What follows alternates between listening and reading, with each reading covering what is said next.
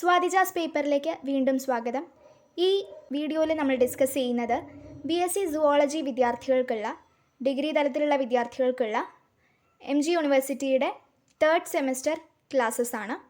അതുകൊണ്ട് higher secondary വിദ്യാർത്ഥികൾ ഇത് കേൾക്കേണ്ടതില്ല. അവർക്ക് എക്സ്ട്രാ ആയിട്ട് എന്തെങ്കിലും പഠിക്കണമെന്നുണ്ടെങ്കിൽ, അതായത് ഇപ്പോൾ നമ്മൾ ഡിസ്കസ് ചെയ്യാൻ പോകുന്നത് കോഡേറ്റ്സിനെ പറ്റിയിട്ടാണ്, ഫൈലം കോഡേറ്റയിലുള്ള ഓർഗാനിസംസിനെ പറ്റിയിട്ടാണ്. അപ്പോൾ ഫൈലം കോഡേറ്റയെ പറ്റിയിട്ട് നിങ്ങൾ +1 പഠിക്കുന്നതാണ്. അപ്പോൾ അവർക്ക് എക്സ്ട്രാ എന്തെങ്കിലും റെഫർ ചെയ്യാനായിട്ട് വേണമെങ്കിൽ, അല്ലെങ്കിൽ എക്സ്ട്രാ ആയിട്ട് എന്തെങ്കിലും ക്ലാസ്സസ്, എക്സ്ട്രാ ഇൻഫർമേഷൻ കേൾക്കണമെന്നുള്ളവർക്ക് ഈ ക്ലാസ് അറ്റൻഡ് ചെയ്യാവുന്നതാണ്. അല്ലാത്തവർക്ക് നിങ്ങൾക്കായിട്ട് അപ്ലോഡ് ചെയ്യുന്ന വീഡിയോസ്, +1 വീഡിയോസ് ഇതോടൊപ്പം തന്നെ അപ്ലോഡ് ചെയ്യുന്നതാണ്, അത് കേൾക്കാവുന്നതാണ്. ഓക്കെ, കോഡേറ്റ് ഡൈവേഴ്സിറ്റി ഓഫ് കേരള എന്നുള്ളത് സുവോളജിക്കൽ സൊസൈറ്റി ഓഫ് കേരള ഇറക്കുന്ന ഒരു ടെക്സ്റ്റ് ബുക്കാണ്. ഇത് MG യൂണിവേഴ്സിറ്റിയാണ് പ്രധാനമായും ഇത് ആശ്രയിച്ച ക്ലാസ്സസ് എടുക്കുന്നത്. MG യൂണിവേഴ്സിറ്റിയുടെ സിലബസ് ബേസ് ചെയ്തിട്ടാണ് ഇത് പോകുന്നത്. 3rd സെമസ്റ്ററിൻ്റെ ക്ലാസ്സസ് ആണ് ഇപ്പോൾ ഇടുന്നത്. ഫസ്റ്റ് സെമസ്റ്ററും സെക്കൻഡ് സെമസ്റ്ററും നമ്മൾ ഇൻവെർട്ടിബ്രേറ്റ്സിനെ കുറിച്ചിട്ടും നോൺ കോഡേറ്റ്സിനെ കുറിച്ചിട്ട് ഒക്കെയാണ് പറഞ്ഞിരുന്നത്. അതിൻ്റെ ക്ലാസിഫിക്കേഷൻ, ക്യാരക്ടറിസ്റ്റിക്സ് ഇതൊക്കെയാണ് സെം 2 പ്രധാനമായിട്ട് നമ്മൾ പറഞ്ഞിരുന്നത്. പക്ഷേ സെം 3 കടക്കുമ്പോൾ നമ്മൾ ഫൈലം കോഡേറ്റയെ പറ്റിയിട്ടാണ് പഠിക്കാനായിട്ട് പോകുന്നത്. ഫൈലം കോഡേറ്റയെ കുറിച്ചിട്ട് വളരെയധികം നമുക്ക് ഡീപ്പായിട്ട് പോയിട്ട് പഠിക്കേണ്ടതുണ്ട്. അപ്പോൾ അതിൻ്റെ ഇൻട്രൊഡക്ഷനാണ് ഈ വീഡിയോയിൽ പറയുന്നത്. ഫൈലം കോഡേറ്റയെ കുറിച്ചിട്ടുള്ള ബേസിക് അണ്ടർസ്റ്റാൻഡിങ്, അതിൻ്റെ ഫണ്ടമെൻ്റൽ ക്യാരക്ടറിസ്റ്റിക്സ്, അതിൻ്റെ ഒരു ഔട്ട്ലൈൻ, ക്ലാസിഫിക്കേഷൻ, അതൊക്കെയാണ് ഈ വീഡിയോയിൽ പറയാനായിട്ട് പോകുന്നത്. അതിനുശേഷം നമ്മൾ പ്രോട്ടോ കോഡേറ്റ്സിനെ കുറിച്ച് പഠിക്കും. ഫൈലം കോഡേറ്റ്സിൻ്റെ തന്നെ പല സബ് ഫൈലങ്ങളായി തിരിച്ചിട്ടുള്ളതിനെ കുറച്ചും കൂടിയും ഡീറ്റെയിൽ ആയിട്ട് നമ്മൾ പഠിക്കുന്നുണ്ട്. അത് കഴിഞ്ഞാൽ വെർട്ടിബ്രേറ്റയെക്കുറിച്ച്, സെഫാലോ കോഡേറ്റയെക്കുറിച്ച്, യൂറോ കോഡേറ്റയെക്കുറിച്ചിട്ടൊക്കെ നമ്മൾ പഠിക്കുന്നുണ്ട്. അതിൻ്റെ ഭാഗമായി പ്രോട്ടോ കോഡേറ്റ്സ്, അഗ്നാത്ത, പിസസ്, ആംഫീബിയ, അതുപോലെ റെപ്റ്റീലിയ, എയൂസ്, മെമാലിയ, ഇതിനെക്കുറിച്ചിട്ടൊക്കെ പഠിക്കുന്നുണ്ട്. ഈ വീഡിയോയിൽ ഇൻട്രൊഡക്ഷനാണ് പറയുന്നത്. ഫൈലം കോഡേറ്റ എന്ന് പറയുന്ന ആ ഒരു പേര്, അതിൻ്റെ പേര് കോഡേറ്റ എന്ന് പറയുന്ന ആ പേര് അതിന് വന്നിട്ടുള്ളത് നോട്ടോകോഡ് എന്ന് പറയുന്ന ഒരു കോമൺ ക്യാരക്ടറിസ്റ്റിക് ആ ഗ്രൂപ്പിന് ഉണ്ട് എന്നുള്ളത് കൊണ്ടാണ്. നോട്ടോകോഡ് എന്ന് പറയുന്ന ഒരു റോഡ് ലൈക്ക് സ്ട്രക്ചർ ഫൈലം കോഡേറ്റയിലുള്ള ജീവജാലങ്ങൾക്കുണ്ട്. അതാണ് ഏറ്റവും പ്രധാനമായും മറ്റ് ജീവികളിൽ നിന്നും ഫൈലം കോഡേറ്റയെ വേറിട്ട് നിർത്തുന്നത്. How do we distinguish chordates from non chordates? Non കോഡേറ്റ്സും കോഡേറ്റ്സും തമ്മിലുള്ള പ്രധാന വ്യത്യാസമാണ്, പ്രധാനപ്പെട്ട ഡിസ്റ്റിങ്വിഷിംഗ് ക്യാരക്ടറാണ് പ്രസൻസ് ഓഫ് നോട്ടോകോഡ്. നോട്ടോകോഡ് എന്ന് പറഞ്ഞു കഴിഞ്ഞാൽ it's A road like structure. നമ്മൾ പണ്ട് മുതലേ പഠിച്ചിട്ടുള്ളതാണ് അല്ലേ. അത് ഡിറൈവ് ചെയ്തിരിക്കുന്നത് നോട്ടോൺ, ബാക്ക് എന്നർത്ഥം വരുന്ന നോട്ടോൺ എന്ന ഗ്രീക്ക് വേർഡിൽ നിന്നും കോഡ് എന്നർത്ഥമുള്ള കോഡ എന്ന ലാറ്റിൻ വേർഡിൽ നിന്നുമാണ്. അപ്പോൾ ബാക്ക് സൈഡിലുള്ള റോഡ് ലൈക്ക് സ്ട്രക്ചർ അഥവാ ഡോർസൽ സൈഡിലുള്ള റോഡ് ലൈക്ക് സ്ട്രക്ചർ ഈ കോഡേറ്റ്സിൽ ഉണ്ട്. അപ്പോൾ അത് പലതരം ഹാബിറ്റാറ്റ്സിൽ കാണുന്നുണ്ട്, പലതരം പ്രദേശങ്ങളിൽ ഇത് കാണുന്നുണ്ട് അല്ലേ. നമ്മൾ ചുറ്റും നോക്കിയാൽ തന്നെ അറിയാം, ഒരുപാട് കോഡേറ്റ്സിനെ പല വ്യത്യസ്ത തരത്തിലുള്ള പ്രദേശങ്ങളിൽ നമുക്ക് കാണാനായിട്ട് സാധിക്കും. എക്സ്ട്രീംലി ഡൈവേഴ്സ് ആണ് അവരുടെ രൂപത്തിലും അവരുടെ അഡാപ്റ്റേഷനിലും. മറ്റ് ഗ്രൂപ്പുകളെ സംബന്ധിച്ചിടത്തോളം വളരെയധികം വ്യത്യാസങ്ങൾ, കോഡേറ്റ്സിന് തമ്മിൽ ഒരുപാട് വ്യത്യാസങ്ങൾ കാണാനായിട്ട് സാധിക്കും. എന്നിരുന്നാലും അവരെല്ലാവർക്കും ഒരേപോലത്തെ യുണീക്ക് ഫീച്ചേഴ്സ് ഉണ്ട് എന്നുള്ളതാണ് പ്രത്യേകത. They are found in sea, fresh water, air and on all parts of lands from the poles to the equator. കടലിലും ശുദ്ധജലത്തിലും വായുവിലും എല്ലാ തരത്തിലുള്ള ഏരിയകളിലും അത് കാണുന്നു. ധ്രുവപ്രദേശങ്ങളിൽ തുടങ്ങി ഇക്വേറ്ററിൽ വരെ അത് കാണപ്പെടുന്നു. ഡൊമസ്റ്റിക്കേറ്റഡ് ആനിമൽസ്, മനുഷ്യൻ അരുമയായി വളർത്തുന്ന ജീവികളും, അതുപോലെ തന്നെ ബേർഡ്സ്, റെപ്റ്റൈൽസ്, ആംഫീബിയൻസ്, ഒരുപാട് തരത്തിലുള്ള ഫിഷസ്, എല്ലാം മെറൈൻ ഫോംസും എല്ലാം ഈ പറയുന്ന കോഡേറ്റ്സിൽ പെടുന്നതാണ്. കുറേ അധികം ലാർജർ കോഡേറ്റ്സ് ഉണ്ട്, അതുപോലെ തന്നെ സ്മോൾ സൈസിലുള്ള കോഡേറ്റ്സ് ഉണ്ട്. അതായത് അവരുടെ സൈസിൽ വളരെയധികം വ്യത്യാസമുണ്ട്. But all bear unique features which distinguish them markedly from invertebrates. എന്നിരുന്നാൽ പോലും വളരെയധികം വ്യത്യാസങ്ങൾ കോഡേറ്റ്സ് തമ്മിൽ കാണിക്കുന്നുണ്ട് എങ്കിൽ പോലും ഇൻവെർട്ടിബ്രേറ്റ്സിൽ നിന്നും അവരെ വേറെ നിർത്തുന്ന സ്പെഷ്യൽ ആയിട്ടുള്ള ചില ഫീച്ചേഴ്സ് കോഡേറ്റ്സിനുണ്ട് എന്നുള്ളതാണ് പ്രത്യേകത. വെർട്ടിബ്രേറ്റ്സിന് ഇൻവെർട്ടിബ്രേറ്റ്സിനേക്കാളും കുറച്ചും കൂടിയും അധികം സൈസ് ഉണ്ട് എന്ന് നമുക്ക് പറയാം. പക്ഷെ ചില ഇൻസെക്ട് സ്പീഷീസ് ഒഴികെ നമുക്ക് പറയുകയാണെങ്കിൽ വളരെയധികം കുറവായിട്ടുള്ള ഇൻസെക്ട് സ്പീഷീസ് ഒഴികെ ബാക്കിയുള്ള വെർട്ടിബ്രേറ്റ്സിനെ വെച്ച് നോക്കുകയാണെങ്കിൽ അവയെല്ലാവരും ഇൻവെർട്ടിബ്രേറ്റ്സിനേക്കാളും വളരെയധികം ലാർജറാണ്. അപ്പോൾ ഈ കോഡേറ്റ്സിൻ്റെ ക്ലാസിഫിക്കേഷൻ നമുക്ക് നോക്കാം. കോഡേറ്റ്സിനെ 3 സബ് ഫൈലങ്ങളായിട്ടാണ് തിരിക്കുന്നത്. അതായത് sub phylum Vertebrata, sub phylum Cephalochordata, sub phylum Urochordata. Sub phylum Vertebrata എന്ന് പറഞ്ഞു കഴിഞ്ഞാൽ organisms with a vertebral column എന്ന് പറഞ്ഞു കഴിഞ്ഞാൽ ബാക്ക് ബോണായിട്ട് സ്പൈനൽ കോഡിൻ്റെ മൊത്തം, അതായത് ബാക്ക് ബോൺ ഉള്ള ജീവജാലങ്ങളാണ് വെർട്ടിബ്രേറ്റയിൽ പെടുന്നത്.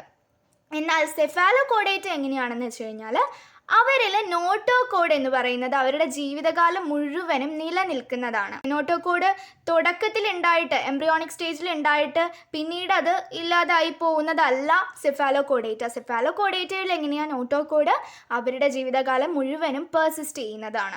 യൂറോകോഡേറ്റയിൽ എങ്ങനെയാണെന്ന് വെച്ച് കഴിഞ്ഞാൽ നോട്ടോകോഡ് ഉണ്ട്, പക്ഷെ എവിടെയാണ്? ലാർവയുടെ ടെയിൽ റീജിയനിൽ മാത്രമാണ് നോട്ടോകോഡ് ഉള്ളത്. അതാണ് യൂറോകോഡേറ്റയുടെ പ്രത്യേകത. ഇത് വെറുതെ നമ്മൾ ബേസിക്കായിട്ട് അറിയേണ്ട കുറച്ച് കാര്യങ്ങൾ മാത്രമേ ഉള്ളൂ. നമ്മൾ ഇതിനെക്കുറിച്ച് ഡീപ്പായിട്ട് ഇനി പഠിക്കാൻ പോകുന്നേ ഉള്ളൂ. ജസ്റ്റ് നമ്മൾ ഓരോ സബ് ഫൈലങ്ങളെ കുറിച്ച് പറയാൻ പറഞ്ഞു കഴിഞ്ഞാൽ പ്രധാനമായിട്ടും അവരെ വേർതിരിക്കുന്ന ഫീച്ചർ ഇതാണ്. subphylum vertebrata consists of organisms with a vertebral column.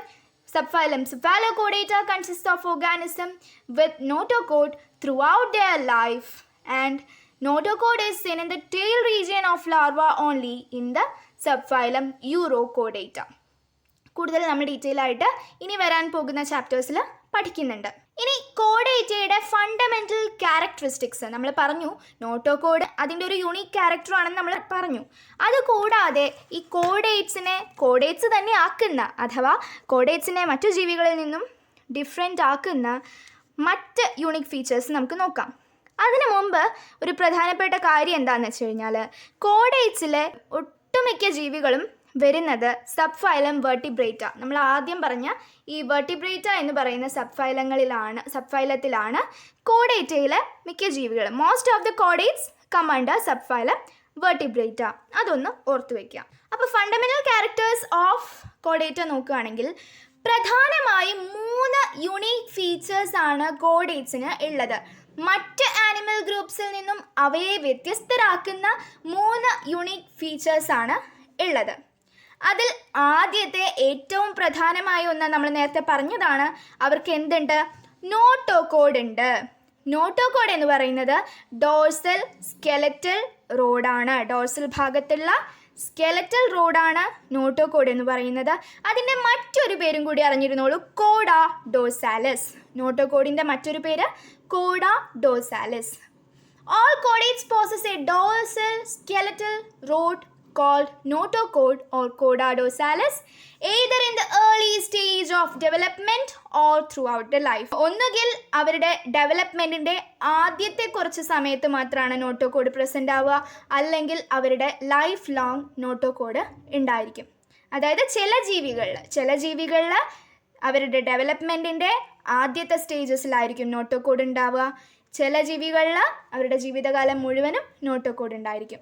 Notochord എന്ന് പറഞ്ഞു കഴിഞ്ഞാൽ ഒരു ഒരു വടി പോലത്തെ സപ്പോർട്ടീവ് സ്ട്രക്ചറാണ്, situated just above the alimentary canal and immediately below the nerve cord. Alimentary കനാലിൻ്റെ ദഹന വ്യവസ്ഥയിലെ എലിമെൻ്ററി കനാൽ, ഡൈജസ്റ്റീവ് സിസ്റ്റത്തിൻ്റെ എലിമെൻ്ററി കനാലിൻ്റെ തൊട്ട് മുകളിലായിട്ടും നെർവ് കോഡിൻ്റെ തൊട്ട് താഴെയായിട്ടുമാണ് ഈ നോട്ടോകോഡ് പ്രസൻ്റ് ആയിരിക്കുന്നത്. എലിമെൻ്ററി കനാൽ എന്താണ്? നമ്മളുടെ ഡൈജസ്റ്റീവ് ട്രാക്ട്, മൗത്ത് മുതൽ ആനസ് വരെയുള്ള ഹോളോ ആയിട്ടുള്ള മസ്കുലർ സ്ട്രക്ചർ ആണല്ലോ എലിമെൻ്ററി കനാൽ. അതിൻ്റെയും നെർവ് കോഡിൻ്റെ, അതായത് നെർവ് ഫൈബേഴ്സിൻ്റെ ഒരു കൂട്ടമാണല്ലോ നെർവ് കോഡ് എന്ന് പറയുന്നത്. ആ നെർവ് കോഡിൻ്റെയും ഇടയിലായിട്ടാണ് നോട്ടോകോഡ് കിടക്കുന്നത്. അതിൻ്റെ ഒരു സ്ട്രക്ചറാണ് ഇത്. ഇവിടെ നോക്കി നോക്കൂ. നോട്ടോകോഡ് എന്ന് പറയുന്നത് ഇതാണ്. നോട്ടോകോഡ് എന്ന് പറയുന്നത് ഈ പിങ്ക് കളറിലുള്ള ഈ സ്ട്രക്ചറാണ്. ഈ സ്ട്രക്ചറാണ് നോട്ടോകോഡ്. എന്നാൽ ഇതാണ് എലിമെൻ്ററി കനാൽ. ഈ റെഡ് കളറിലുള്ള ഈ സ്ട്രക്ചറാണ് എലിമെൻ്ററി കനാൽ. ഇതിൻ്റെ മുകളിലുള്ളതാണ് ഹോളോ ആയിട്ടുള്ള നെർവ് കോഡ്. യെല്ലോ കളറിലുള്ളതാണ് ഹോളോ ആയിട്ടുള്ള നെർവ് കോഡ്. ഇപ്പം നോക്കി നോക്കൂ, ഈ ഹോളോ നെർവ് കോഡിൻ്റെയും അലിമെൻ്ററി കനാലിൻ്റെയും ഇടയിലായിട്ടല്ലേ ഈ നോട്ടോകോഡ് കാണുന്നത്? അതെ. അപ്പോൾ ഡോഴ്സൽ ഹോളോ നെർവ് കോഡിൻ്റെ തൊട്ട് താഴെയും അലിമെൻ്ററി കനാലിൻ്റെ തൊട്ട് മുകളിലുമായിട്ട് കാണുന്ന ഈ സ്ട്രക്ചറിനെയാണ് നോട്ടോകോഡ് എന്ന് പറയുന്നത്. It is composed of special type of vacuolated cells which are filled with a semi-fluid-like substance. അപ്പോൾ ഈ നോട്ടോകോഡ് എന്ന് പറഞ്ഞു കഴിഞ്ഞാൽ ആ നോട്ടോകോഡ് എന്തുകൊണ്ടാണ് ഉണ്ടാക്കിയിരിക്കുന്നത്? വാക്യുലേറ്റഡ് സെൽസ് കൊണ്ടും അതുപോലെ തന്നെ സെമി ഫ്ലൂയിഡ് സബ്സ്റ്റൻസ് കൊണ്ടും അവർ ഫില്ല് ചെയ്തിരിക്കുകയാണ്. ഈ നോട്ടോകോഡ് എന്ന് പറയുന്നത് it is composed of special type of cells called vacuolated cells. ആ സെൽസ് എന്തുകൊണ്ടാണ് ഫില്ല് ചെയ്തിരിക്കുന്നത്? സെമി ഫ്ലൂയിഡ് ലൈക്ക് സബ്സ്റ്റൻസ്, ഒരു ലിക്വിഡും അല്ല അതുപോലെ സോളിഡും അല്ലാത്ത സ്ട്രക്ചറാണല്ലോ സെമി ഫ്ലൂയിഡ് സ്ട്രക്ചർ എന്ന് പറഞ്ഞാൽ. ചെറുതായിട്ടൊന്ന് വാട്ടറി ആയിട്ടുള്ള ഒരു സബ്സ്റ്റൻസ് കൊണ്ടാണ് ഈ വാക്യുലേറ്റഡ് സെൽസ് ഫില്ല് ചെയ്തിരിക്കുന്നത്. ഒന്നോ അതിലധികമോ വാക്യൂൾസ് ഉള്ള സെൽസിനെയാണ് വാക്യുലേറ്റഡ് സെൽസ് എന്ന് പറയുക. അല്ല എങ്കിൽ അതിൽ സ്മോൾ ആയിട്ടുള്ള ഹോളുകൾ ഉണ്ടായിരിക്കണം. ആ ഹോളുകൾ മെംബ്രേനിയസ് കവർ കൊണ്ട് പൊതിഞ്ഞിരിക്കണം. അത്തരത്തിലുള്ള സെൽസാണ് വാക്യുലേറ്റഡ് സെൽസ് എന്ന് പറയുന്നത്.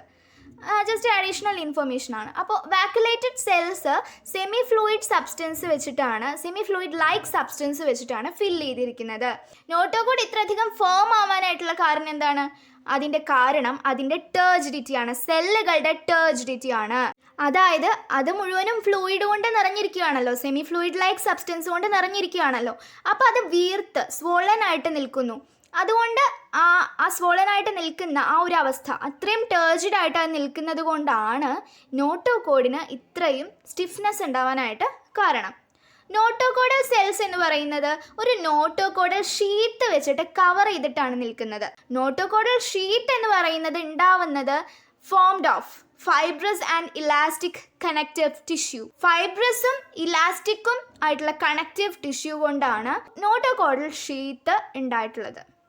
അപ്പോൾ നോട്ടോകോഡ് എന്ന് പറയുന്നത് ഒരു പ്രിമിറ്റീവ് ഇൻറ്റേർണൽ സ്കെലറ്റൺ ആയിട്ടാണ് ആക്ട് ചെയ്യുന്നത്. അകത്തുള്ള ഒരു സ്കെലറ്റൺ, ഒരു ചെറിയ രീതിയിലുള്ള ഒരു സ്കെലറ്റൺ ആയിട്ടാണ് ആക്ട് ചെയ്യുന്നത്. ഒരു റിജിഡ് ആയിട്ടുള്ള ഒരു ആക്സസ്, നല്ല ഫേം ആയിട്ടുള്ള ഒരു ആക്സസ് ബോഡിക്ക് തുടക്കത്തിൽ അത് നൽകുന്നു.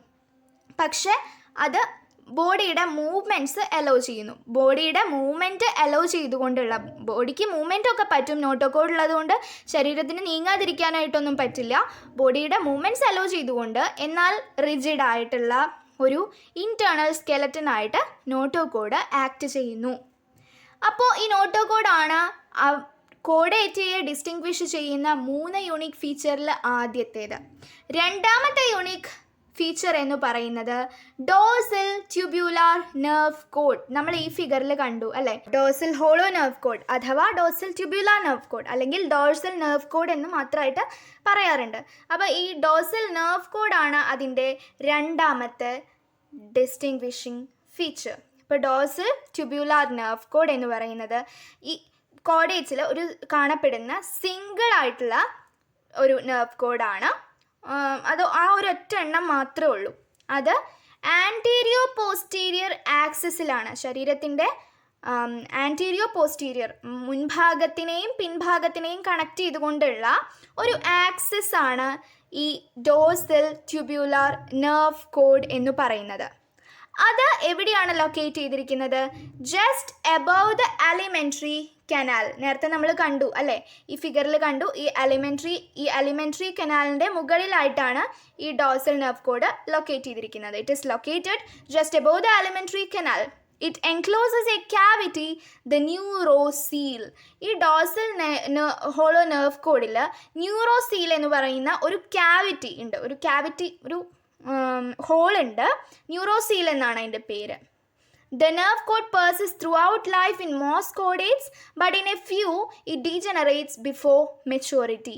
മിക്ക കോഡേറ്റ്സിലും ഈ നെർവ് കോഡ് അവരുടെ ലൈഫിൽ മുഴുവനും പെർസിസ്റ്റ് ചെയ്യുന്നുണ്ട്. പക്ഷേ ചിലതിൽ മാത്രം അതിൻ്റെ മെച്യൂരിറ്റിക്ക് മുമ്പ് അതില്ലാതായി പോകുന്നുണ്ട്.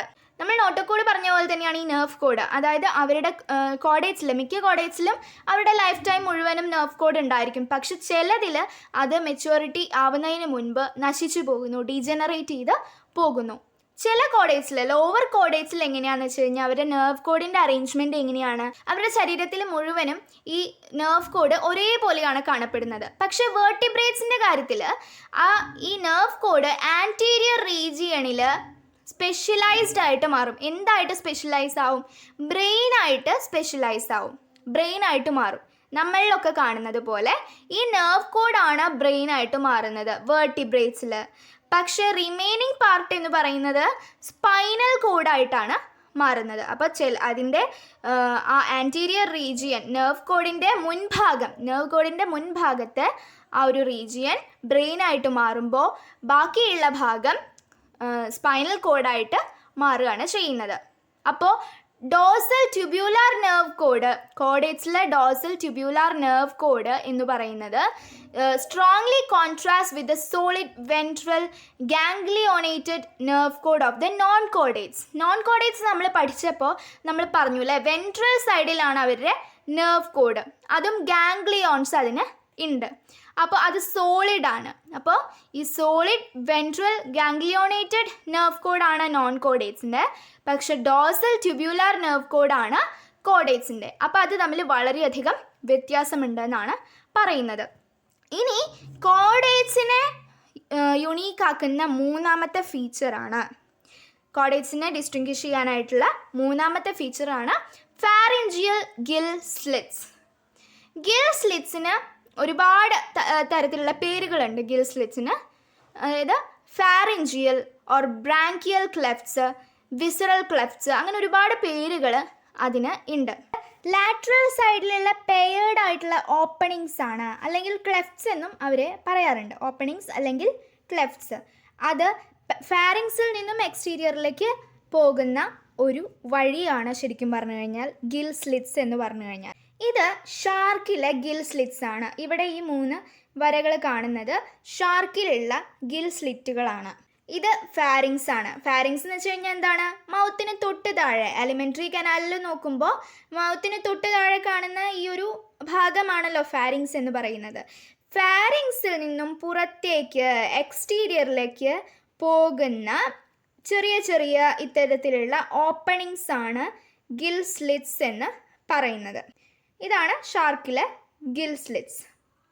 അപ്പോൾ ഈ paired lateral openings of clefts leading from the pharynx to the exterior, അതാണ് gill slits. The gill slits appear as out pushings of the pharyngeal lining and in pushings of the body surface. അത് പറയുന്നത് എന്താണെന്ന് വെച്ച് കഴിഞ്ഞാൽ, pharyngeal lining, ഈ ഫാരിങ്സിൻ്റെ ഒരു lining അകത്തുനിന്ന് നമ്മൾ നോക്കുമ്പോൾ ഫാരിങ്സിൽ നിന്നും പുറത്തേക്കുള്ള ഒരു പുറത്തേക്കുന്തുന്ന, ഫാരിങ്സിൽ നിന്നും പുറത്തേക്കുന്തുന്നത് പോലെയാണ് നമുക്ക് തോന്നുന്നത്. ഫാരിങ്സിൻ്റെ ഈ ലൈനിങ്ങിനെ പുറത്തേക്ക് തള്ളുന്നത് പോലെയാണ് നമ്മൾ അകത്തുനിന്ന് നോക്കുമ്പോൾ തോന്നുക.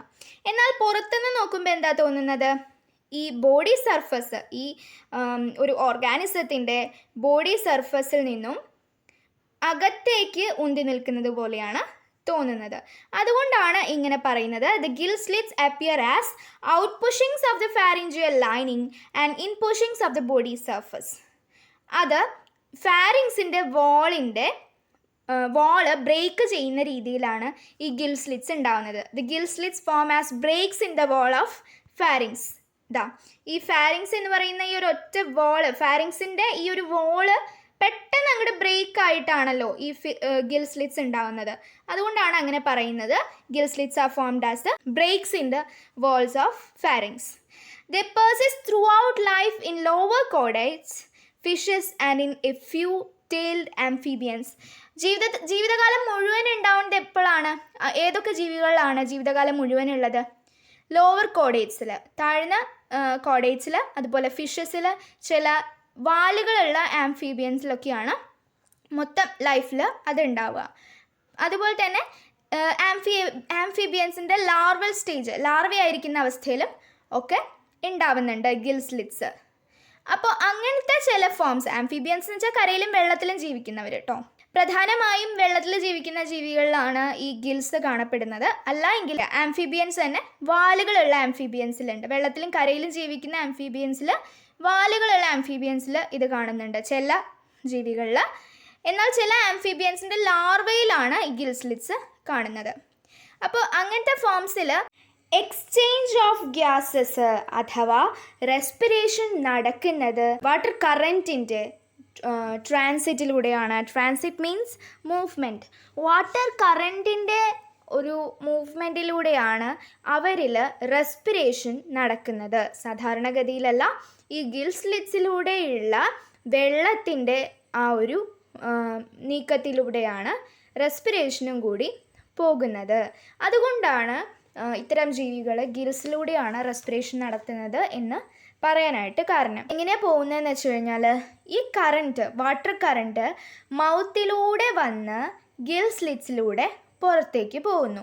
മൗത്തിലൂടെ വന്ന് ഗിൽ സ്ലിറ്റ്സിലൂടെ പുറത്തേക്ക് പോകുന്നു. ഇൻഹേലേഷനും എക്സ്ഹേലേഷനും ഇവിടെ കാണിക്കുന്നുണ്ട്. ഇൻഹേലേഷൻ ഇങ്ങനെ മൗത്തിലൂടെ വരുന്നു, ഗിൽ സ്ലിറ്റ്സിലൂടെ പുറത്തേക്ക് പോകുന്നു. ഇതുപോലെ പുറത്തേക്ക് പോകുന്നു. മൗത്തിലൂടെ വാട്ടർ കറൻറ്റ് വന്നിട്ട് ഇവിടെ മുഴുവനും സർക്കുലേറ്റ് ചെയ്തുകൊണ്ട് ഗിൽ സ്ലിറ്റ്സിലൂടെ പുറത്തേക്ക് പോകുന്നു. ഇങ്ങനെയാണ് അവരുടെ റെസ്പിറേഷൻ നടക്കുന്നത്.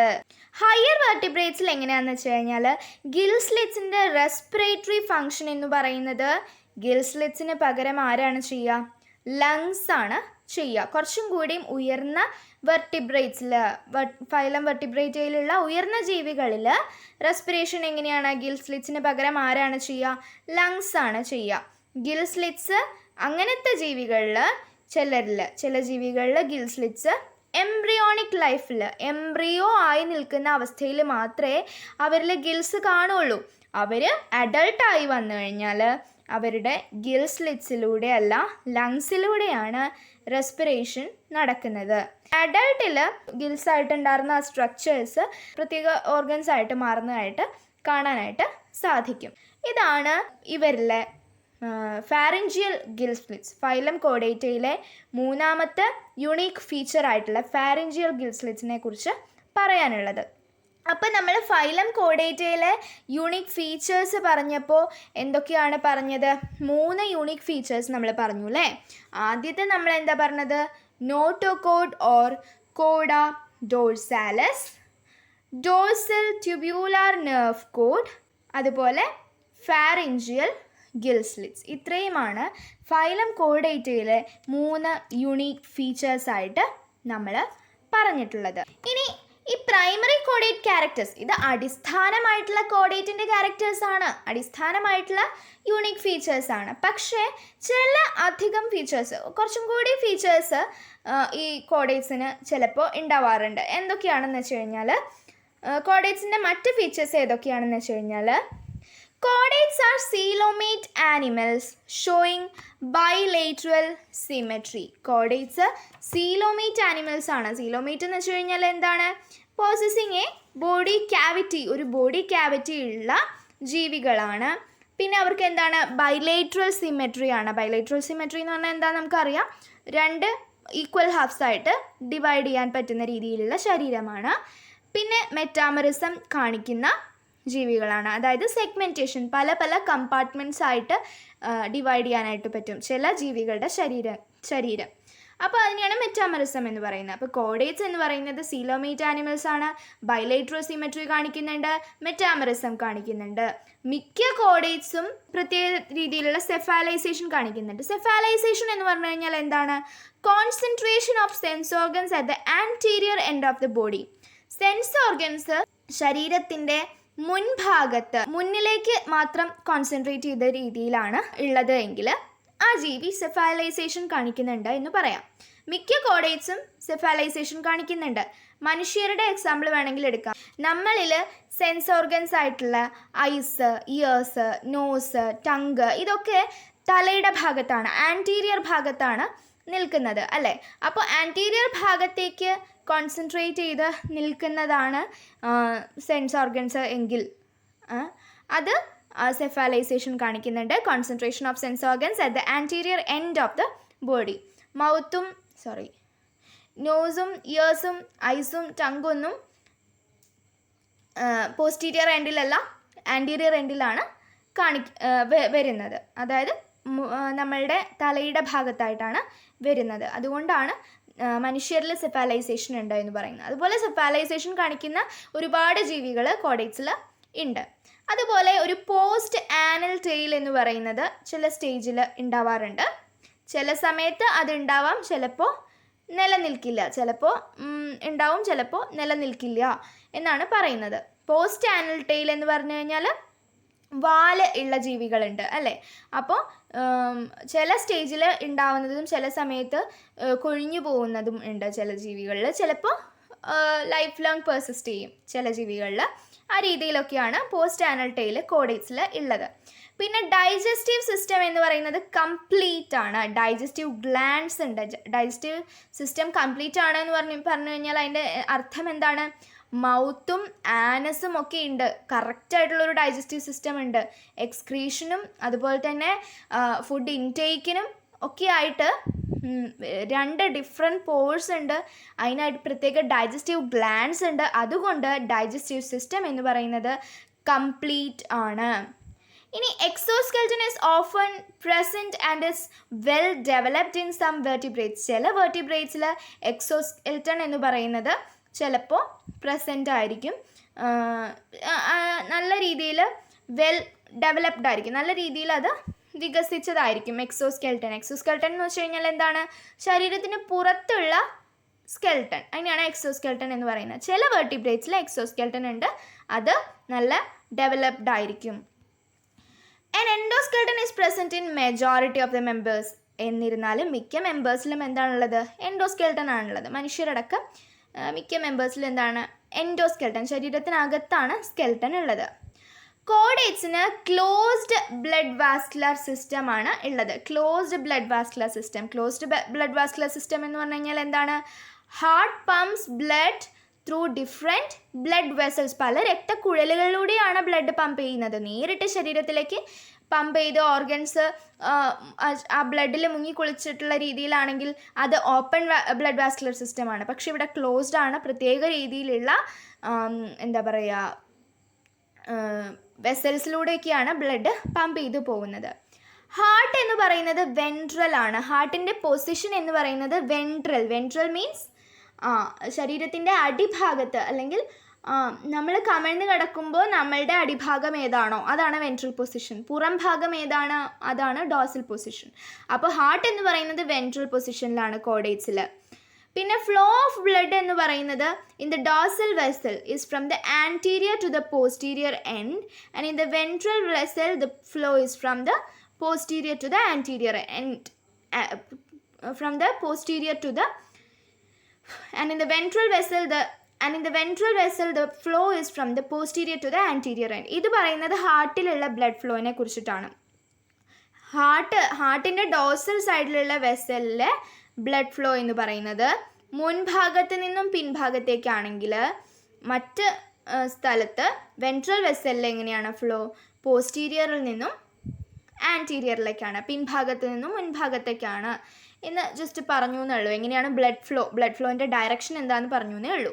പിന്നെ ആർ ബി സിയിൽ എന്തുണ്ട്? ആർ ബി സി എന്ന് പറഞ്ഞു കഴിഞ്ഞാൽ എന്താണ്? Red blood cells, red blood corpuscles. അപ്പോൾ റെഡ് ബ്ലഡ് സെൽസിൽ ആർ ബി സിയിൽ എന്തുണ്ട്? റെസ്പിറേറ്ററി പിഗ്മെൻ്റ് ആയിട്ടുള്ള ഹീമോഗ്ലോബിൻ ഉണ്ട്. റെസ്പിറേറ്ററി പിഗ്മെൻ്റ് ആയിട്ടുള്ള ഹീമോഗ്ലോബിൻ ഉണ്ട്. ഈ ഹീമോഗ്ലോബിനാണ് കോഡേറ്റ്സിന് റെസ്പിറേഷന് സഹായിക്കുന്നത്. ഇനി എക്സ്ക്രീറ്ററി സിസ്റ്റത്തിൽ എന്തുണ്ട്? പ്രോനെഫ്രിക്, മീസോനെഫ്രിക്, മെറ്റാനെഫ്രിക് കിഡ്നീസ്. 3 തരത്തിലുള്ള കിഡ്നീസ് ഒരു പക്ഷേ എക്സ്ക്രീറ്ററി സിസ്റ്റത്തിൽ ഉണ്ടാവാം. പ്രോനെഫ്രിക്, മീസോനെഫ്രിക്, മെറ്റാനെഫ്രിക് കിഡ്നീസ്. അപ്പോൾ എന്താണ് പ്രോനെഫ്രിക്, മീസോനെഫ്രിക്, മെറ്റാനെഫ്രിക് കിഡ്നീസ്? ആ ടെക്സ്റ്റിൽ പഠിക്കാനില്ല, എങ്കിലും മനസ്സിലാവാനായിട്ട് പറയാം. പ്രോനെഫ്രിക് കിഡ്നി എന്ന് പറഞ്ഞു കഴിഞ്ഞാൽ ബേസിക് എക്സ്ക്രീറ്ററി ഓർഗൻ ആണ്. അതായത് corresponding to the first stage of kidney development. അതായത് കിഡ്നി ഉണ്ടാവുന്നതിന് മുൻപ് ആദ്യമായിട്ട് ഉണ്ടാവുന്ന ഒരു അടിസ്ഥാനമായിട്ടുള്ള എക്സ്ക്രീറ്ററി ഓർഗനാണ് പ്രോനെഫ്രിക് കിഡ്നി. പ്രോ എന്ന് വെച്ച് കഴിഞ്ഞാൽ തന്നെ അറിയാലോ അല്ലേ, തുടക്കത്തിലെ സ്റ്റേജാണ്, കിഡ്നിയുടെ തന്നെ തുടക്കത്തിലത്തെ സ്റ്റേജാണ്, അധികം ഡെവലപ്ഡ് ആയിട്ടില്ല, ഫസ്റ്റ് സ്റ്റേജാണ്. മീസോനെഫ്രിക് കിഡ്നി എന്ന് പറഞ്ഞു കഴിഞ്ഞാൽ എംബ്രിയോണിക് ഓർഗൻ ആണ്, that disappears in the mammals when the permanent kidney is functional. അതൊരു എംബ്രിയോണിക് സ്റ്റേജിൽ വരുന്ന ഒരു ഓർഗനാണ്. അത് മാമൽസിൻ്റെ കാര്യത്തിൽ നോക്കിക്കഴിഞ്ഞാൽ പെർമനൻറ്റ് കിഡ്നി ഫങ്ഷണൽ ആവുമ്പോൾ, പെർമനൻറ്റ് കിഡ്നി ഒക്കെ ആയിട്ട് വരുമ്പോൾ, പെർമനൻറ്റ് കിഡ്നി കാര്യക്ഷമമായ രീതിയിൽ പ്രവർത്തനം തുടങ്ങിക്കഴിഞ്ഞാൽ ഈ മീസോനെഫ്രിക് കിഡ്നി ഇല്ലാണ്ടാവും എന്നാണ് പറയുന്നത്. മെറ്റാനെഫ്രിക് കിഡ്നി എന്ന് പറഞ്ഞു കഴിഞ്ഞാൽ പെർമനൻറ്റ് കിഡ്നിയാണ്, പിന്നെ അത് ഇല്ലാണ്ടായി പോവില്ല, പെർമനൻ്റ് ആയിട്ട് ഉണ്ടാവുന്ന കിഡ്നിയെയാണ് മെറ്റാനെഫ്രിക് കിഡ്നി എന്ന് പറയുന്നത്. അങ്ങനെ എക്സ്ക്രീറ്ററി സിസ്റ്റത്തിലെ 3 തരത്തിലുള്ള കിഡ്നീസ് കാണാം. ഏതൊക്കെയാണത്? Pronephric, mesonephric or metanephric kidneys. പിന്നെ സെക്സസ് എന്ന് പറയുന്നത് സെപ്പറേറ്റ് ആണ്, വിത്ത് എ ഫ്യൂ എക്സെപ്ഷൻസ്. മെയിലും ഫീമെയിലും റീപ്രൊഡക്റ്റീവ് ഓർഗൻസ് 2 ഡിഫറെൻറ്റ് ഇൻഡിവിജ്വൽസിലാണ് ഉണ്ടാവുക. പക്ഷെ അതിൽ ചില എക്സെപ്ഷൻസ് ഉണ്ട്, ചില ജീവികളിൽ മാത്രം ഒഴികെ. മിക്ക ജീവികളിലും എന്താണ്? സെക്സസ് സെപ്പറേറ്റ് ആണ്. മെയിൽ റീപ്രൊഡക്റ്റീവ് സിസ്റ്റവും ഫീമെയിൽ റീപ്രൊഡക്റ്റീവ് സിസ്റ്റവും ഒരു ജീവിയിലല്ല 2 ഡിഫറെൻറ്റ് ശരീരങ്ങളിലാണ് ഉണ്ടാവുക. അതുകൊണ്ടാണ് സെക്സസ് ആർ സെപ്പറേറ്റ് എന്ന് പറയുന്നത്. അപ്പോൾ പ്രധാനമായിട്ടും നോക്കേണ്ട ഒരു ക്വസ്റ്റ്യൻ എന്ന് പറയുന്നത്, which are the fundamental characteristics of chordates or distinguishing characters of chordates. അതായത് കോഡേറ്റ്സിൻ്റെ അടിസ്ഥാനമായിട്ടുള്ള ക്യാരക്ടേഴ്സ് ഏതൊക്കെയാണ് എന്ന് വേണമെങ്കിൽ പറയാം. അല്ലാന്ന് വെച്ചാൽ വേറെ രീതിയിൽ ചോദിക്കാം, കോഡേറ്റ്സ് ആക്കുന്ന രീതിയിൽ കോഡേറ്റ്സിനെ വേറിട്ട് നിർത്തുന്ന ക്യാരക്ടേഴ്സ് ഏതാണ്, അഥവാ ഡിസ്റ്റിങ്വിഷിംഗ് ക്യാരക്ടേഴ്സ് ഏതാണെന്നുള്ള രീതിയിൽ ചോദിക്കാം. അപ്പോൾ തുടക്കത്തിലത്തെ യൂണിക് ഫീച്ചേഴ്സ് ഏതൊക്കെയാണെന്ന് നമ്മൾ പറഞ്ഞു. Unique features which distinguish chordates from all other animal groups 3 നമ്മൾ പറഞ്ഞു. പിന്നീട് പ്രൈമറി കോഡേറ്റ് ക്യാരക്ടേഴ്സ് അല്ലാതെ കോഡേറ്റ്സിന് മറ്റ് ഫീച്ചേഴ്സും ഉണ്ട് എന്നുള്ള നമ്മൾ 10 പോയിൻറ്റ്സ് നമ്മളതിൽ പറഞ്ഞു. അപ്പോൾ 3 പ്രൈമറി കോഡേറ്റ് ക്യാരക്ടേഴ്സ് ഏതൊക്കെയാണെന്ന് ചിലപ്പോൾ ചോദിക്കും. മറ്റ് കോഡേറ്റ് ക്യാരക്ടേഴ്സ് ഏതൊക്കെയാണെന്നുള്ളത് ചോദിക്കാം. അപ്പോൾ എല്ലാം നോക്കി വയ്ക്കുക. പിന്നെ ഔട്ട്ലൈൻ ക്ലാസിഫിക്കേഷൻ ഓഫ് കോഡേറ്റ് ആണ്, അതായത് കോഡേറ്റയെ എങ്ങനെ ക്ലാസിഫൈ ചെയ്യുന്നു എന്നുള്ളതാണ് ഇതിൽ പറയുന്നത്. ഫൈലം കോഡേറ്റ എന്ന് പറയുന്നത് ഒരു ഹെട്രോജീനസ് ഗ്രൂപ്പ് ഓഫ് ആനിമൽസ് ആണ്, which differ widely from one another. അതായത് നമ്മൾ മുമ്പ് തന്നെ പറഞ്ഞു, ഫൈലം കോഡേറ്റയിൽ പല തരത്തിലുള്ള ജീവികളുണ്ട്, അവർ തമ്മിൽ ഒരുപാട് വ്യത്യാസമുണ്ട്. അപ്പോൾ അതിൽ പ്രധാനപ്പെട്ട സബ്ഫൈലങ്ങൾ ഏതൊക്കെയാണ്? ഫൈലം കോഡേറ്റയിൽ വരുന്ന പ്രധാനപ്പെട്ട സബ്ഫൈലങ്ങളാണ് യൂറോകോഡേറ്റ, സെഫാലോകോഡേറ്റ ആൻഡ് വെർട്ടിബ്രേറ്റ. നമ്മളിവിടെ പറഞ്ഞതാണ് അല്ലേ, ഫൈലം കോഡേറ്റയെ 3 തരംതിരിക്കുമ്പോൾ ഏതൊക്കെയാണ്? വെർട്ടിബ്രേറ്റ, സെഫാലോകോഡേറ്റ, യൂറോകോഡേറ്റ, അങ്ങനെ 3 സബ്ഫൈല ആണ് വരുന്നത്. യൂറോകോഡേറ്റ്സിനെയും സെഫാലോകോഡേറ്റ്സിനെയും ഒരുമിച്ച് ഒരു പേര് വിളിക്കുന്നുണ്ട്, അതാണ് പ്രോട്ടോകോഡേറ്റ്സ്. അതായത് ഗ്രീക്ക് പേര് നോക്കുമ്പോൾ പ്രോട്ടോസ് എന്ന് പറഞ്ഞു കഴിഞ്ഞാൽ ഫസ്റ്റ് എന്നാണ് അർത്ഥം, കോഡ് എന്നുള്ളതിന് കോഡൻ തന്നെയാണ് അർത്ഥം. അപ്പോൾ പ്രോട്ടോകോഡേറ്റ്സ് എന്ന് പറയുന്ന നോട്ടോകോഡുള്ള ജീവികളിൽ ഏറ്റവും ആദ്യം ഡെവലപ്ഡ് ആയിട്ടുള്ള ജീവികളെയാണ് പ്രോട്ടോകോഡേറ്റ്സ് എന്ന് വിളിക്കുന്നത്. അപ്പോൾ പ്രോട്ടോകോഡേറ്റ്സ് എന്ന് പറയുന്ന കാറ്റഗറിയിലാണ് യൂറോകോഡേറ്റയും സെഫാലോകോഡേറ്റയും ഒരുമിച്ച് പറയുന്നത് എന്നുള്ളത് കൊണ്ട് അവരെ ഒരുമിച്ച് വിളിക്കുന്ന പേരാണ് പ്രോട്ടോകോഡേറ്റ്സ്. അപ്പോൾ അവർ പ്രിമിറ്റീവാണ്, ആദ്യമായിട്ടുണ്ടായിട്ടുള്ള ചില ജീവികളിലാണ്. അപ്പോൾ പിന്നെ ഫസ്റ്റ് കോഡേറ്റ്സ് ആണെന്ന് വേണമെങ്കിൽ പറയാം. Border line or first chordates, ആദ്യമായിട്ടുണ്ടായിട്ടുള്ള കോഡേറ്റ്സ് ഇവയൊക്കെയാണ്. അതുകൊണ്ടാണ് അങ്ങനെ പറഞ്ഞിട്ടുള്ളത്. അവർ ഭയങ്കരമായിട്ട് സ്മോൾ ആയിട്ടുള്ള മെറൈൻ കോഡേറ്റ്സ് ആണ്. അവരിലെ നോട്ടോകോഡ് എന്ന് പറയുന്നത് വെർട്ടിബ്രൽ കോളം വെച്ചിട്ട് റീപ്ലേസ് ചെയ്യപ്പെടുന്നില്ല എന്നുള്ളതാണ് പ്രധാനപ്പെട്ട പോയിന്റ്. അതായത് ഡെവലപ്പ് ചെയ്ത് വരുമ്പോൾ, അഡൾട്ടായി വരുമ്പോൾ നോട്ടോകോഡ് എന്ന് പറയുന്നത് റീപ്ലേസ് ചെയ്ത് വെർട്ടിബ്രൽ കോളം ആവുന്നുണ്ടെങ്കിൽ such organisms are classified under the subphylum Vertebrata. So they not belong to the subphylum Vertebrata. They do not possess vertebral column during development. Notochord is not replaced by vertebral column during development. അപ്പോൾ യൂറോകോഡേറ്റ്സ് എന്ന് പറയുന്നതിൻ്റെ പ്രധാന characteristic എന്താണ്? യൂറോകോഡേറ്റിൻ്റെ പ്രധാന characteristic എന്ന് പറയുന്നത് notochord എവിടെയാണ് present ആയിട്ടുള്ളത്? ടെയിൽ റീജിയനിലാണ്. നമ്മൾ നേരത്തെ ഞാൻ വരച്ച് കാണിച്ച ആ ഡയഗ്രാമിൽ പറയുന്നുണ്ട്, notochord seen in the tail region of the larva only എന്ന് പറയുന്നുണ്ട്. അപ്പോൾ ലാർവയുടെ ടെയിൽ റീജിയനിൽ നോട്ടോകോഡ് കാണുന്നു എന്നുള്ളതാണ് യൂറോകോഡേറ്റ്സിൻ്റെ പ്രത്യേകത. പക്ഷേ സെഫാലോകോഡേറ്റ്സിൽ എന്താണ് നോട്ടോകോഡ് നെർവസ് സിസ്റ്റം മുതൽ സ്നോട്ട് വരെ ഈ നോട്ടോകോഡ് പ്രസൻ്റ് ആണ്. അവരുടെ ലൈഫ് ലോങ് ഈ നോട്ടോകോഡ് പ്രസൻ്റ് ആണ്. സ്നോട്ട് എന്ന് വെച്ചാൽ എന്താണ്? മൂക്കിൻ്റെ ആ ഒരു ഭാഗം. അപ്പോൾ മൂക്കിൻ്റെ ഒരു ഭാഗം നെർവസ് സിസ്റ്റം മുതൽ ആ സ്നൗട്ട് വരെ എന്താണ് നോട്ടോകോഡ് ഉണ്ട് എന്നുള്ളതാണ് സെഫാലോകോഡേറ്റ്സിൻ്റെ പ്രത്യേകത. അതേസമയം യൂറോകോഡേറ്റ്സിൻ്റെ നോട്ടോകോഡ് എവിടെയാണ്? ടെയിൽ റീജിയനിൽ മാത്രമാണ് ഉണ്ടാവുക. സബ്ഫൈലം വെർട്ടിബ്രേറ്റയിൽ ഉള്ള ആനിമൽസ് ബാക്ക് ബോൺസ് ഉള്ള ആനിമൽസ് ആണ്. അതുകൊണ്ടാണ് അവർക്ക് സബ്ഫൈലം വെർട്ടിബ്രേറ്റ എന്ന പേര് വന്നത്. അവർക്ക് ഒരു വെർട്ടിബ്രൽ കോളം ഉണ്ട്. അതാണ് animals with a backbone എന്ന് പറയുന്നത്. The notochord present in the embryonic stage is replaced partly or wholly by vertebral column in the adult. അപ്പോൾ എംബ്രിയോണിക് സ്റ്റേജിലുള്ള നോട്ടോകോഡ് എന്ന് പറയുന്നത് അഡൾട്ട് ആവുമ്പോൾ ഒന്നുകിൽ പകുതിയോ അല്ലെങ്കിൽ മുഴുവനായോ റീപ്ലേസ് ചെയ്യപ്പെടുന്നു. എന്ത് വെച്ചിട്ട്? വെർട്ടിബ്രൽ കോളം വെച്ചിട്ട്. അപ്പോൾ സബ്ഫൈലം വെർട്ടിബ്രേറ്റയിൽ എന്തൊക്കെയാണ്? comprises the major part of the phylum Chordata, which includes fishes, amphibians, reptiles, birds and mammals. അപ്പോൾ ഫൈലം കോഡേറ്റയിലെ ഏറ്റവും പ്രധാനപ്പെട്ട എല്ലാ ജീവികളും ഈ സബ്ഫൈലം വെർട്ടിബ്രേറ്റയിലാണ് വരുന്നത്. സബ്ഫൈലം വെർട്ടിബ്രേറ്റയിലാണ് ഫൈലം കോഡേറ്റയുടെ ഒട്ടുമിക്ക ജീവികളും, ഒരു സുപ്രധാന ഭാഗം മുഴുവനും. അതായത് നമ്മളിപ്പോൾ കാണുന്ന ഫിഷസ്, ആംഫിബിയൻസ്, അതായത് കരയിലും വെള്ളത്തിലും ജീവിക്കുന്ന ജീവികൾ, വെള്ളത്തിൽ ജീവിക്കുന്ന ജീവികൾ, ഉരകവർഗ്ഗങ്ങൾ, അതായത് റെപ്റ്റൈൽസ്, ബേർഡ്സ്, പറക്കുന്ന പക്ഷികൾ, അതുപോലെ തന്നെ മാമൽസ്, എല്ലാവരും സബ്ഫൈലം വെർട്ടിബ്രേറ്റയിലാണ് വരുന്നത്. All have enlarged brain enclosed in a brain case or cranium. അവർക്ക് എല്ലാവർക്കും ഒരു വലിയ ബ്രെയിൻ ഉണ്ട്. അത് ബ്രെയിൻ കേസിൽ അല്ലെങ്കിൽ ക്രാനിയം എന്ന പേരിലുള്ള ആ സ്ട്രക്ചറിലാണ് ഈ പറയുന്ന എൻലാർജ്ഡ് ആയിട്ടുള്ള ബ്രെയിൻ നിലകൊള്ളുന്നത്. അപ്പോൾ അതുകൊണ്ട് അവരെ ക്രേനിയേറ്റ്സ് എന്നും വിളിക്കാറുണ്ട്. അതുപോലെ തന്നെ ഈ വെർട്ടിബ്രേറ്റ്സിൻ്റെ കാര്യമാണ് കേട്ടോ പറയുന്നത്. അതുകൂടാതെ ഒരു സെഗ്മെൻറ്റഡ് വെർട്ടിബ്രൽ കോളം ഉണ്ട്. That becomes the axial support of the body. അവരുടെ ശരീരത്തിനെ തന്നെ അവർ എന്തുദ്ദേശിക്കുന്നത്? നമ്മൾ തന്നെയാണ്, മനുഷ്യരും ഈ സബ്ഫൈലത്തിലാണ് പെടുന്നത്. ഒരു ശക്തിയേറിയ ഒരു വെർട്ടിബ്രൽ കോളം ഉള്ളത് കൊണ്ടാണ് ശരീരത്തിനെ സപ്പോർട്ട് ചെയ്യാനായിട്ട് പറ്റുന്നത്. The vertebral column encloses the spinal cord. ഈ വെർട്ടിബ്രൽ കോളത്തിലാണ് സ്പൈനൽ കോഡ് ഉള്ളത്. അപ്പോൾ കോഡേറ്റിൻ്റെ ഒരു ബോഡി പ്ലാൻ എന്ന് പറയുന്നത് ഈ ഫിഗറിൽ കാണിച്ചിട്ടുണ്ട്. ഇത് യൂറോകോഡേറ്റിൻ്റെയും ഇത് സെഫാലോകോഡേറ്റിൻ്റെയും ഇത് വെർട്ടിബ്രേറ്റിൻ്റെയും ബോഡി പ്ലാനാണ്. വെർട്ടിബ്രേറ്റിൻ്റെ കാണിച്ചിരിക്കുന്നത് ഒരു ഫിഷിൻ്റെ എക്സാമ്പിൾ വെച്ചിട്ടാണ്. അപ്പോൾ ഇതൊക്കെയാണ് അവരുടെ ബോഡി പ്ലാൻ എന്ന് പറയുന്നത്. ഇനി ഇവരുടെ ഡിവിഷൻ എന്ന് പറയുന്നത് ഡീറ്റെയിൽ ആയിട്ട് പഠിക്കാം.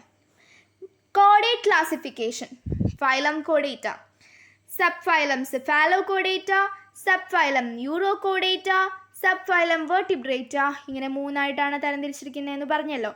അതിൽ സബ്ഫൈലം സെഫാലോകോഡേറ്റയിൽ പഠിക്കാനുള്ള എക്സാമ്പിളാണ് ആംഫിയോക്സിസ്. സബ്ഫൈലം യൂറോകോഡേറ്റയിൽ പഠിക്കാനുള്ള എക്സാമ്പിളാണ് അല്ലെങ്കിൽ പഠിക്കാനുള്ള ക്ലാസ്സസ് ആണ് അസീഡിയൻസ് എന്നാണ് പറയുന്നത്. അവരിൽ അസീഡിയ, ടാലിയേസിയെ, ലാർവേസിയെ, ഈ 3 ക്ലാസ്സസ് ആണ് പഠിക്കാനുള്ളത്. പിന്നെ സബ്ഫൈലം വെർട്ടിബ്രേറ്റയിൽ വരുന്നത് എങ്ങനെയാണെന്ന് വെച്ച് കഴിഞ്ഞാൽ, വെർട്ടിബ്രേറ്റ വലിയൊരു ഭാഗമാണ്, വലിയൊരു സബ്ഫൈലമാണെന്ന് പറഞ്ഞു. വെർട്ടിബ്രേറ്റയെ ഡിവൈഡ് ചെയ്യുന്നത്, അത് കഴിഞ്ഞാൽ എന്താണ്? ഡിവിഷൻ ആണല്ലോ. അപ്പോൾ അതിനെ എങ്ങനെയാണ് ഡിവൈഡ് ചെയ്യുന്നത്? അഗ്നാത്ത ആൻഡ് ഗ്നാത്തോസ്റ്റൊമേറ്റ. അഗ്നാത്ത എന്ന് പറഞ്ഞു കഴിഞ്ഞാൽ എന്താണ്? വിത്തൗട്ട് ജോസ് ഇല്ലാത്തത്, അതിനെയാണ് അഗ്നാത്ത എന്ന് പറയുന്നത്. ഗ്നാത്തോസ്റ്റൊമേറ്റ എന്ന് പറയുന്നത് വിത്ത് ജോസ് ആണ്. ജോസ് ഉള്ള ജീവികളാണ് ഗ്നാത്തോസ്റ്റൊമേറ്റയിൽ പെടുന്നത്. അഗ്നാത്ത എന്ന് പറയുന്ന പേര് കേട്ടാൽ തന്നെ നമുക്ക് മനസ്സിലാവും. അഗ്നാത്ത എന്ന് പറഞ്ഞു കഴിഞ്ഞാൽ എന്തോ ഒന്നും ഇല്ല എന്നാണ് അതിൻ്റെ അർത്ഥം. അപ്പോൾ അഗ്നാത്തയെ 2 ക്ലാസ് ആയിട്ടാണ് തരംതിരിച്ചിരിക്കുന്നത്: class Cyclostomata and class Ostracodermi. അതിൽ ക്ലാസ് ഒസ്ട്രാക്കോഡെർമിയിലുള്ള ജീവികൾ എല്ലാവരും വംശനാശം സംഭവിച്ചവരാണ്, എക്സ്റ്റിങ്ക്റ്റ് സ്പീഷീസ് ആണ്. ക്ലാസ് സൈക്ലോസ്റ്റൊമാറ്റയിൽ നമുക്ക് പഠിക്കാനുള്ളത് ലാംപ്രേസും ഹാഗ് ഫിഷസുമാണ്.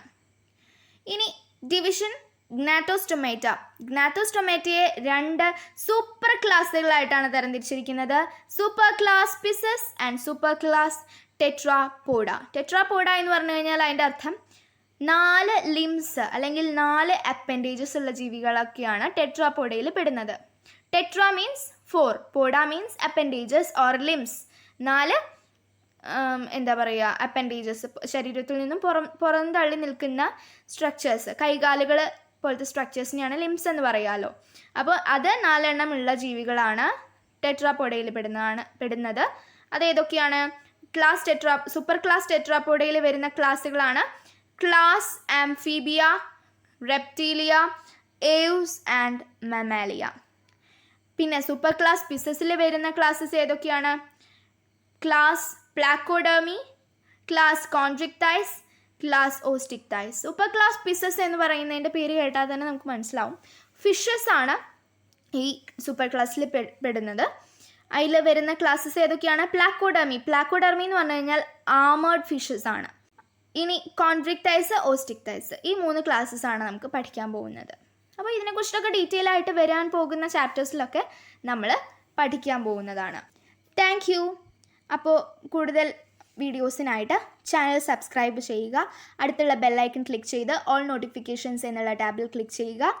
ഇതിൻ്റെ നെക്സ്റ്റ് പാർട്ട് ഉടനെ തന്നെ ഇടുന്നതായിരിക്കും.